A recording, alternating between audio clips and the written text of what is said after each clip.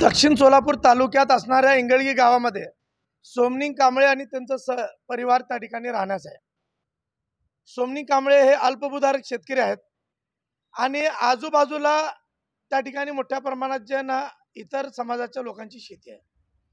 आणि आपण बघत असाल की बाजूला असणाऱ्या जय हिंद नावाचा एक शुगर कारखाना आहे।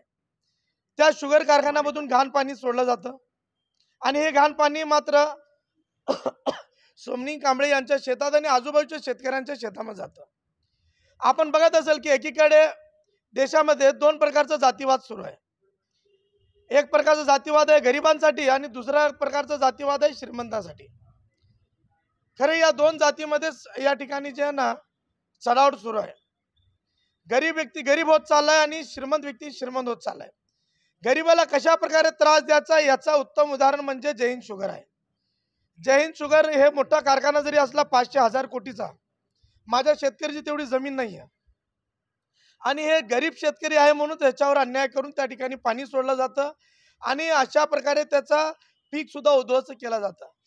छत्रपती शिवाजी महाराजांनी सांगितलं होतं की शेतकऱ्याच्या देठाला सुद्धा हात लावला तर हात कलम केला जाईल। आज शुगर माना की छत्रपतींचा जर राज्य असला तर जय हिंद शुगरचा जे एमडी असेल, कारखान्याचा मालक असेल, त्याचा हात कलम केलं गेलं असतं। पण दुर्दैवाने हे प्रशासन झोपीचं सोंग घेतं आणि अशा प्रकारे मागासवर्गीय व्यक्तीवर अन्याय होतं। मी या माध्यमातून सांगतो, जिल्हाधिकारी असतील किंवा जय हिंद शुगरचे कारखान्याचे चेअरमन आणि ते एमडी असेल, अशा प्रकारचं घाण पाणी जिल्हाधिकारी किंवा ते जय हिंद शुगरचं एमडी असेल, कारखान्याचे चेअरमन असेल पिऊ शकतात का, हा एक प्रश्न त्यांना आहे।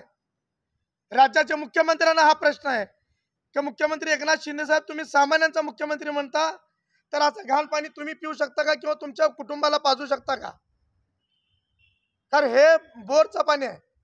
आजूबाजूच्या 7 किलोमीटर परिसरामध्ये अशा प्रकारचं घाण पाणी बोरला येतं।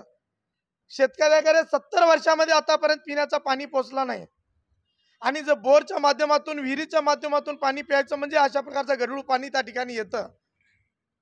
हे प्रशासनाच्या कुठल्या अधिकाऱ्यांना पाजायचा हा एक प्रश्न प्रहारला पडलेला आहे।